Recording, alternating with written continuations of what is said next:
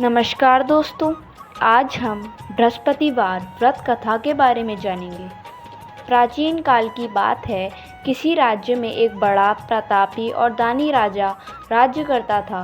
वह हर गुरुवार को व्रत रखकर दीन दुखियों की मदद करके पुण्य प्राप्त करता था। परंतु ये बात उसकी रानी को अच्छी नहीं लगती थी। वह ना तो व्रत करती थी और ना ही दान पुण्य में विश्वास रखती थी। इतना ही नहीं, वह राजा को भी ऐसा करने से मना करती थी। एक समय की बात है, राजा शिकार खेलने के लिए वन गए। घर पर रानी और दासी थी। उसी समय गुरु बृहस्पति देव साधु का रूप धारण कर राजा के दरवाजे पर भिक्षा मांगने आए। साधु ने जब रानी से भिक्षा मांगी तो वह कहने लगी, हे साधु महाराज, मैं इस दान और पुण्य से तंग आ गई हूँ। आप कोई ऐसा उपाय बताएं जिससे कि सारा धन नष्ट हो जाए और मैं आराम से रह सकूं।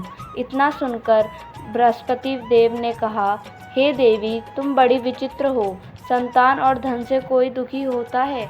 अगर अधिक धन है तो उसे शुभ कार्यों में लगाओ, कुंवारी कन्याओं का विवाह कराओ, विद्यालय और बाग बगीचों का निर्माण कराओ, जिससे तुम्हारे दोनों लोग सुधरे। परंतु साधु की इन बातों से रानी को खुशी नहीं हुई। उसने कहा कि मुझे ऐसे धन की आवश्यकता नहीं है जिसे मैं दान दूं और जिसे संभालने में मेरा सारा समय नष्ट हो जाए। तब साधु ने कहा, अगर तुम्हारी ऐसी इच्छा है तो मैं जैसा तुम्हें बताता हूँ तुम वैसा ही करना। गुरुवार के दिन घर को गोबर से लीपना, अपने बालों को पीली मिट्टी से धोना, राजा से हजामत बनाने को कहना, भोजन में मांस मदिरा का प्रयोग करना, कपड़े धोने की यहाँ धोने देना। इस प्रकार 7 बृहस्पतिवार करने से तुम्हारा समस्त धन नष्ट हो जाएगा। इतना कहकर साधु के रूप में बृहस्पति देव अंतर्ध्यान हो गए। साधु के अनुसार कई बातों को पूरा करते हुए रानी को केवल 3 बृहस्पतिवार ही बीते थे कि उसकी समस्त धन संपत्ति नष्ट हो गई। भोजन के लिए राजा का परिवार तरसने लगा। तब एक दिन राजा ने रानी से बोला कि हे रानी, तुम यहीं रहो, मैं दूसरे देश को जाता हूँ, क्योंकि यहाँ पर सभी लोग मुझे जानते हैं, इसलिए मैं कोई छोटा कार्य नहीं कर सकता। ऐसा कहकर राजा दूसरे देश चला गया। वह जंगल से लकड़ी काट कर लाता और शहर में बेचता। इस तरह वह अपना जीवन व्यतीत करने लगा। इधर राजा के परदेश जाते ही रानी और दासी दुखी रहने लगी। एक बार जब रानी और दासी को 7 दिन तक बिना भोजन के रहना पड़ा तो रानी ने अपनी दासी से कहा, हे दासी, पास ही के नगर में मेरी बहन रहती है। वह बड़ी धनवान है। तू उसके पास जा और कुछ ले आ, ताकि थोड़ी बहुत गुजर बसर हो जाए। दासी रानी की बहन के पास गई। उस दिन गुरुवार था और रानी की बहन उस समय बृहस्पतिवार व्रत की कथा सुन रही थी। दासी ने रानी की बहन को अपने रानी का संदेश दिया, लेकिन रानी की बड़ी बहन ने कोई उत्तर नहीं दिया। जब दासी को रानी की बहन से कोई उत्तर नहीं मिला तो वह दुखी हुई और उसे क्रोध भी आया। दासी ने वापस आकर रानी को सारी बात बता दी। यह सुनकर रानी ने अपने भाग्य को कोसा। उधर रानी की बहन ने सोचा कि मेरी बहन की दासी आई थी, परंतु मैं उससे नहीं बोली, इससे वह बहुत दुखी हुई होगी। कथा सुनकर और पूजा समाप्त करके वह अपनी बहन के घर आई और कहने लगी, हे बहन, मैं बृहस्पतिवार का व्रत कर रही थी। तुम्हारी दासी मेरे घर आई थी, परंतु जब तक कथा होती है तब तक ना तो उठते हैं और ना ही बोलते हैं, इसलिए मैंने नहीं बोला। बताओ दासी क्यों आई थी? रानी बोली, बहन, तुझसे क्या ही छुपाऊं, हमारे घर में खाने तक को अनाज नहीं है। ऐसा कहते कहते रानी की आंखें भर आईं। उसने दासी समेत पिछले 7 दिनों से भूखे रहने की पूरी बात अपनी बहन को बता दी।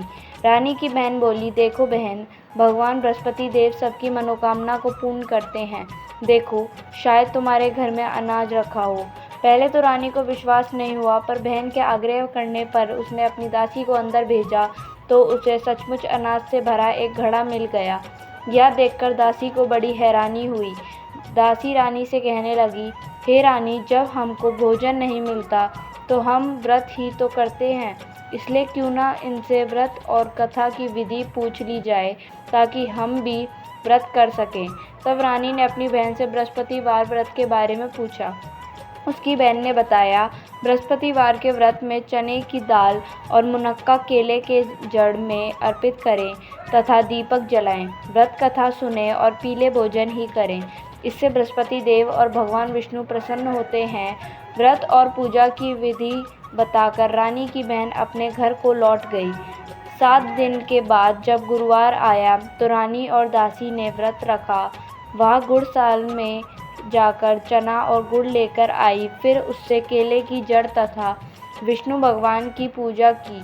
अब पीला भोजन की चिंता को लेकर दोनों बहुत दुखी हुई। चूँकि उन्होंने व्रत रखा था, इसलिए बृहस्पति देव उनसे प्रसन्न थे। वह एक साधारण व्यक्ति का रूप धारण कर 2 थाली में पीला भोजन दासी को दे दिया।